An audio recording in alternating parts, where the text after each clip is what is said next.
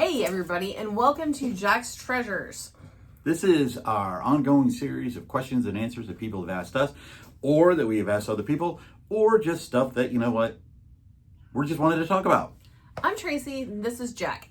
Or Brian, but I do go by Jack. A lot of people call me Jack, which is absolutely fine. Please do.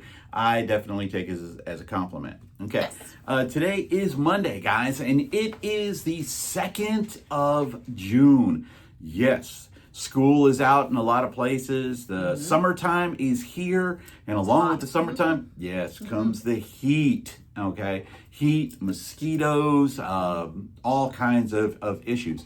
So today we decided that we were going to talk about seasonal considerations when buying a storage unit. Yes. Okay. Because, hell, it's hot outside, guys. And not only that, it freaking rains every other day. And it always seems like it rains the minute that we start recording, a cat starts scratching at the door. She wants to be in here. It's raining cats and dogs, guys. It's raining cats and Only dogs. cats. We'll go ahead and let the little furry beast in here. All right. Well, we've been buying storage units for a lot of years now. We're coming up on at least, 8 to 10 years now of us buying storage units? Calculating this, it'll be 10 years in November. There you go. 10 years in November that we've been buying storage units. So we bought in storage units in winter. We bought in storage units in the snow. And we live in Georgia. We bought in storage units in the rain. We bought in storage units when it's hot outside, incredibly hot outside, so hot outside that Tracy decided to double the cost of a rental on the U-Haul truck's gas mileage by sitting in the truck running with the AC blasting. Okay. Let me first of all say that I do not do well with Temperature swings in extremes? weather either direction. If it's below 65 degrees, I'm cold. If it is above 75 degrees, I'm hot. Welcome in, Parrot Cat. It is Jessie. Yes, Jessie has made an appearance. If you guys like to see Jessie in our videos, drop a cat in the comments down below. If you don't want to see Jessie in the videos, you probably will see Jessie in the videos. Yes. But yeah, there's some things to consider though when you're doing it. We're going to talk about first when it's too hot or during the summertime. What are some of the things that you need to really remember when you're buying storage? Hydration, 100%. Bring water, bring ice water, bring more ice water. You will use it. Yeah. Because unloading a storage unit, even if it's an indoor unit, you're going to be going outside to load your truck. She just got whacked fully in the face, guys, with the tail. It is amazing. It is welcome very, very important to the reason why we have 8 million views on all of our videos. Anyway, what was I saying? Oh yeah, bring water. And if you like another drink, bring a drink. There's been times we've done it in the heat that we've actually went out and got like Gatorade or Powerade or something because we thought that we needed that. And remember one thing, the more that you hydrate, the more that you drink, the more that you're going to use something else, guys. So make sure that there is a restroom handy, okay? Some of the larger facilities have restrooms easily accessible. Most of them do have a restroom, but they're fairly clean too, I will ask. And there's been ones we've been to that have not had a public restroom. And if that's the case, you better see what's around, see how easily you're going to be able to get stuff.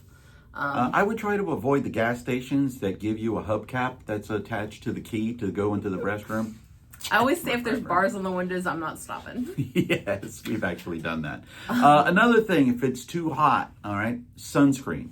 Cloudy days, it does not matter, guys. Bring sunscreen, okay? Now that, even in winter, think about it. If you're going to be outside much, go ahead and bring the sunscreen. It's easier to sneak up on you in winter. Yeah. And even like down here, we were unloading a storage unit back in January, February, and we were getting hot. I mean, it was almost like summertime.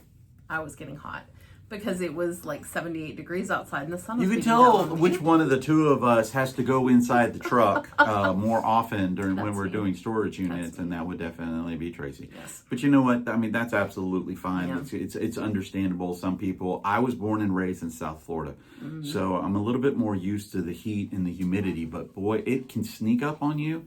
Okay. Another thing that when you're considering doing these things during the summertime when it gets hot, those pop-up thunderstorms. Absolutely. Just mentioned Florida before. I swear to God, they had a thunderstorm every day down there. You got to be prepared for that pop-up thunderstorm. Okay, it's hot and it creates these thunderstorms. traffic on the roads during the summertime is a lot different.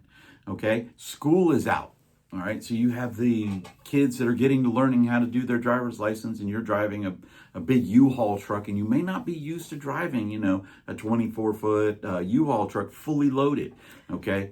So another thing back to summer is definitely dress appropriately. Okay. Well, dress appropriately. Yeah. Like cotton is going to be a lot better than some of those polyester blends. Like I like the athletic pants type things. I'm wearing some now, like leggings. You can't tell because there's a cat on them. They're those are like a polyester. They hold the heat in, so I don't like to wear those when I'm doing storage units. I'd much rather wear like a pair of cutoffs or something.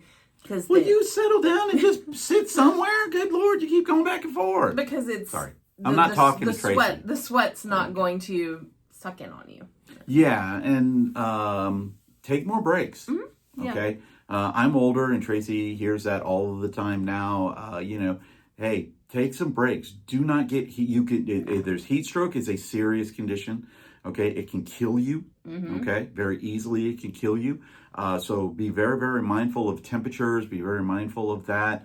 If you have the means, hire somebody to unload that storage unit, or at least to help you out. Or you could be like me and hire Cody and my son, and then double. Shout out to Cody and Colin. Yeah, double the time it takes to do the thing and the cost of the unit, because generally they're very expensive. Okay, plus I got to feed them.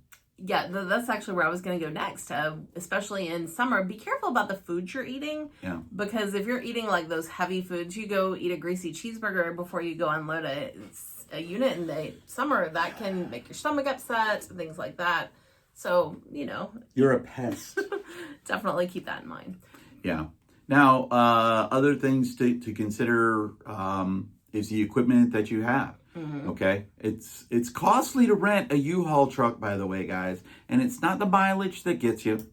Okay, well, it is the mileage that gets you, but it's also the gas. Okay, and it costs money for those things to run during the winter time or during the summertime at full blast in the heat, right? For over an hour. Sorry. Okay, but yeah, so it's a little bit more. That was Mike's unit. We had a name tag in it that said Mike. Yeah, from GameStop. Yeah. It had a bunch of other stuff in there. Sunscreen, hydration, foods, weather conditions, rainy, whatever it may be. Now, the too cold part. Now, we don't experience a lot of the stuff that's up there in the Dakotas, right, or up in Michigan. Shout out to all of our friends that are up there that are buying units. We've never bought a unit in that condition. Now, we have bought units when it snowed. That was in Tennessee. That was in the Tennessee unit and stuff like that. So again, now we'll talk about some of the things that you need to think about when you're doing units that are in the winter time. Okay. First of all, I recommend highly dressing in layers. Your first instinct may be, oh my gosh, I'm gonna put on this big Vic sweatshirt. Well, do that, but put a t-shirt on underneath, because even if it's 32 degrees outside, if you're working up a sweat, you can get too hot. You want to be able to take those layers off. Yeah. Yeah. Not only dressing in layers, okay, but also think about sunscreen. We mentioned it earlier, okay? Just because it's wintertime, that sun is blasting on you and stuff like that, you could still get sunburn during the winter. Talk about the particular unit when we did in Tennessee, that was the coldest unit we've ever done. Not about the coldest we've ever done, but it definitely did snow. Well, I will say we were working on that unit for over 2 days, and so we were in the cold longer than anything, for sure. Some things that I considered for that one, we had those little hot hand warmers in our pockets so that we could keep our hands, not getting all that, and gloves. Yeah, wearing gloves, by the way, and here's a problem, though, in the cold.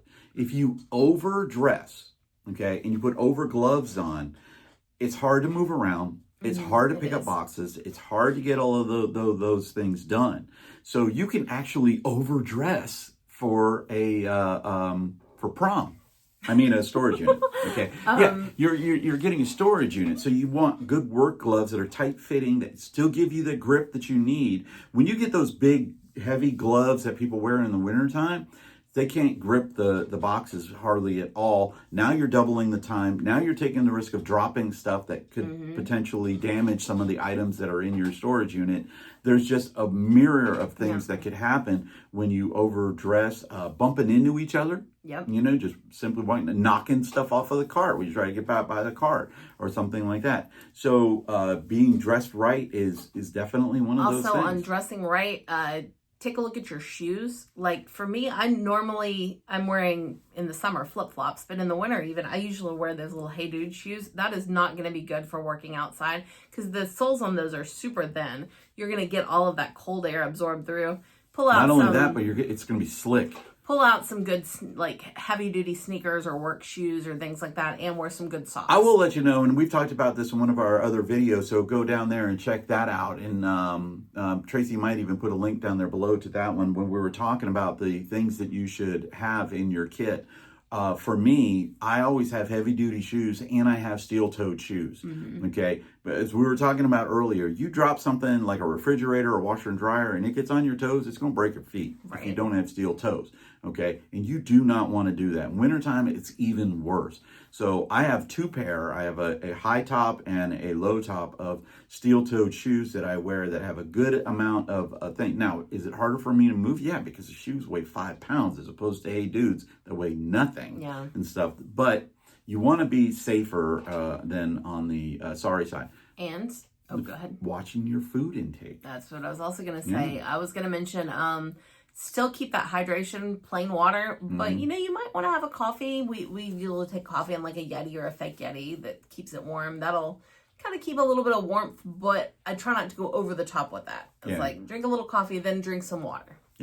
Yeah, definitely. And again, same thing with the other one. You know, watch your food caloric intake and your fatty foods. And, you know, I would stay away from processed meats. They'll give you some calories, but it's really, really bad. Candy bars, they're okay, but again, you're just getting a sugar rush. Energy, you know, nothing wrong with a Snickers here. I would rather do a drink than doing on that one or stuff like that. Other things to consider, obviously, probably the biggest one to consider is your vehicle. Okay, is your vehicle ready for being out there in the snow? Is it ready for that cold start? Is it ready for that? You know, is it gonna what are they? Not overheat, but antifreeze. And making sure you have antifreeze in there so that the thing will start when you want it to start, because sometimes you're going to get too cold and you're going to sit in the car to heat yourself. And also, if you're getting certain things out of the storage unit, you may want to put those in the vehicle rather than out exposed to the elements, some chemicals and things like that could do poorly outside in the freezing conditions. Definitely. And of course, going back to what we talked about, the same thing that we talked about with summertime, wintertime, traffic, and road conditions, okay? Are you used to driving that big 24-foot U-Haul truck on icy conditions? See, now up north, you probably are 100% used to it. We're in Georgia.